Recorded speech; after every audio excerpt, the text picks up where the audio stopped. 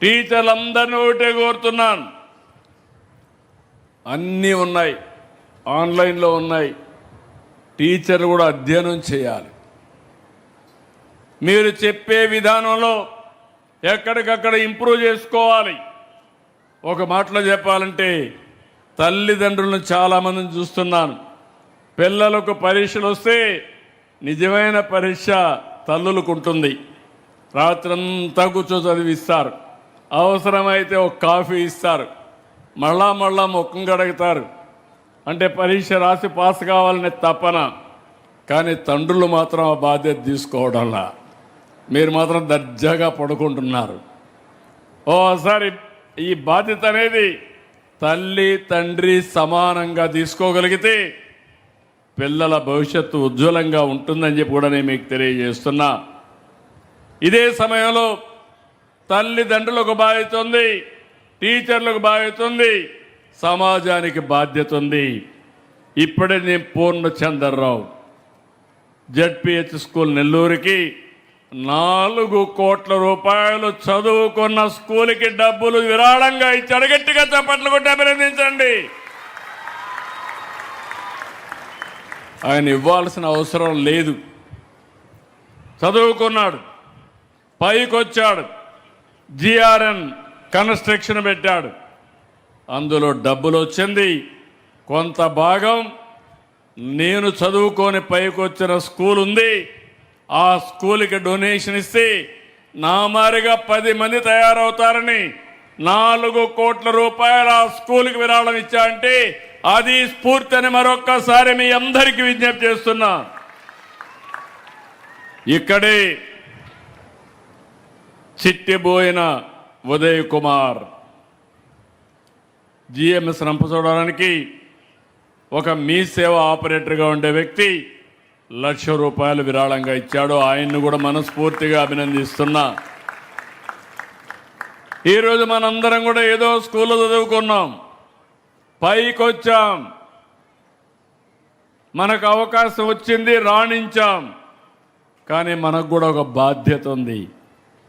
మనం పైకొచ్చాం tax payers మనతో వచ్చాం.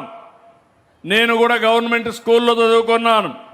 ఆ రోజు నాకు చదువు చెప్పిన టీచర్కి కూడా ఇచ్చిన జీతం ప్రజల నుంచి వచ్చినటువంటి పన్నులే, గవర్నమెంట్ టీచరే. ఈ విషయం నేను కూడా గుర్తుపెట్టుకోవాలి. నేను పైకి వచ్చిన తర్వాత నాకు ఒక బాధ్యత ఉంది. ఆ బాధ్యత సమాజానికి తిరిగి ఇవ్వవలసిన బాధ్యత ఉంది. ఆ విషయమే నేను చెప్తున్నా. ఈరోజు ఒక టీచర్ కానీ తల్లిదండ్రులు కానీ ఆలోచించాలి. అదే మరి సమాజంలో ఉండే ప్రతి ఒక్కరూ ఆలోచించాలి. మీకు అవకాశాలు వచ్చాయి, మీరు పైకి వచ్చారు. చాలా అవకాశాలు రానివారు ఇంకా కిందనే ఉన్నారు. నా ఆలోచనది, ప్రభుత్వం సహకరిస్తాం, సహాయం చేస్తాం, కానీ చేయూతనిచ్చే బాధ్యత ప్రైవేటు కూడా తీసుకోవాల్సిన అవసరం ఉంది. అందుకే నేను పెట్టిన కార్యక్రమం కూడా P4 అన్నాను. MBK మార్గదర్శి బంగారు కుటుంబం. సమాజంలో పైనుండే 10%, అట్టడుగు నుండే 20%కి సహకరించాలి, మెంటరింగ్ చేయాలి, ఆర్థిక సహాయం చేయాలి. ఏదైతే పిల్లల్ని వనరులుగా భావించి మీరు కానీ సహకరించగలిగితే ఆర్థిక అసమానతలు తగ్గుతాయి. నేను ఈరోజు పనిచేస్తున్నా, నేను ఇంత కష్టపడాలని పని లేదు. మీరు చూస్తూ ఉంటారు, చాలామంది 60 ఏళ్ళు వస్తే ఇంట్లో పడుకుంటారు మీరంతా, అప్పటికే అయిపోయిందని. నేను 76 ఏళ్ళు పూర్తయినా దినానికి పడుకునే సమయం తప్ప ఎప్పుడూ పనిచేస్తూనే ఉంటా. ఒక మెషిన్ మారిగా పనిచేస్తా. రెండవది గుర్తుపెట్టుకోవాలి, నేను నిన్నటి ఆలోచన కాదు, రేపు ఆలోచన, భవిష్యత్తు ఆలోచన చేస్తున్నాను.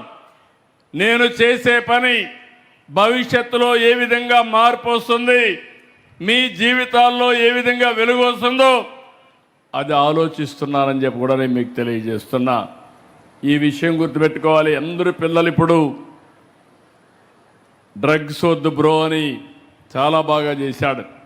నేను నిజంగానే అభినందిస్తున్నా. One of the best speech. Politicians ఆ మాదిరిగా మాట్లాడలేరు. పిల్లల్లో ఒక స్వచ్ఛత ఉంది, ఒక స్పష్టత ఉంది. ఆ అబ్బాయి చెప్పిన దాంట్లో చాలా స్పష్టమైన మెసేజ్ ఉంది. తల్లిదండ్రులకు విజ్ఞప్తి చేస్తున్నా. చాలామంది మీరు అనుకుంటారు మాకేం కాదులే అని, కానీ అది ఒక్కసారి వచ్చిన తర్వాత పిల్లలు కానీ స్పాయిల్ అయితే నరకమే. ఆ కుటుంబానికి నరకం, అతని జీవితం నాశనం, సమాజానికి కూడా భయం. ఇలాంటివన్నీ వస్తాయి. మనం సమాజానికి ఒక ఆస్తిని తయారు చేయాలి తప్ప బాధ్యత లేని వ్యక్తులను తయారు చేసి చెడు మార్గాల్లో పోతే చాలా సమస్యలు వస్తాయి. అందుకే నేను ఆలోచిస్తున్నా, మీ అందరికి కూడా విజ్ఞప్తి చేస్తున్నా, విలువలు లేని సమాజం, విలువలు పాటించిన కుటుంబం చాలా నష్టపోతాం. మనకు కుటుంబ వ్యవస్థ ఉంది, అత్యంత మంచి వ్యవస్థ. అది భారతదేశ సాంప్రదాయం. మనకు అవసరాలు ఉంటాయి, డబ్బులు అవసరం, కానీ భద్రత కావాలంటే కుటుంబ వ్యవస్థ ద్వారానే సాధ్యం. ఈరోజు భారతదేశంలో మీరు చూస్తే పిల్లలు కానీ తల్లిదండ్రులు కానీ ఒక అనుబంధంతో మనం ముందుకు పోతాం. ఆ అనుబంధాన్ని శాశ్వతంగా పెంచుకోవాలి. ఇటీవల కాలంలో మనలో కూడా మనం ఆలోచిస్తే మెటీరియలిస్టిక్ హ్యాపీనెస్కి వచ్చేస్తున్నారు. తల్లులు తండ్రులు ఆస్తులకు తగాదా, గొడవలు, కోర్టుకు ఎక్కడం, ఎన్నో సమస్యలు చూస్తున్నాం. నేను ఇక్కడ రాజకీయాలు మాట్లాడడం లేదు, అధ్యయనం చేయండి. అలాంటి వాళ్ళు సమాజంలో ఉండవే కాకుండా రాజకీయాల్లో కూడా వచ్చే పరిస్థితి వచ్చారు. ఇంకొక పక్క ఇక్కడికి వచ్చినప్పుడు నేను మిమ్మల్ని అందరినీ ఒకటే కోరుతున్నా, ఏజెన్సీ ఏరియా. నేను ఎప్పుడు కూడా 30 ఏళ్లకు మునిపే చెప్పాను, ఏజెన్సీ ఏరియా అంటే మీరందరూ గుర్తుపెట్టుకోవాల్సిన వెనుకబడిన ప్రాంతం కాదు. చైతన్యం లేకుండా ఇబ్బంది పడుతున్నాం. నేను పాడేరులో అరకు కాఫీ తీసుకున్నాను. ఈరోజు ప్రపంచంలోనే బెస్ట్ కాఫీ ఏదంటే దానికి చిరునామాగా మనకు అరకు కాఫీ తయారైందంటే అది ప్రభుత్వం తీసుకున్న నిర్ణయం. ప్రజల ఆస్తులు పెరిగాయి. ఇక్కడ మొత్తం మొన్నటి వరకు గంజాయి పెంచారు, ఇప్పుడు అవన్నీ తీసి హార్టికల్చర్ వేసాం.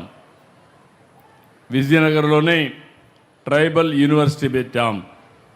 ఇంకొక పక్కన ఏజెన్సీ ఏరియా బెస్ట్ ఏరియా, ఫ్యూచర్లో టూరిజానికి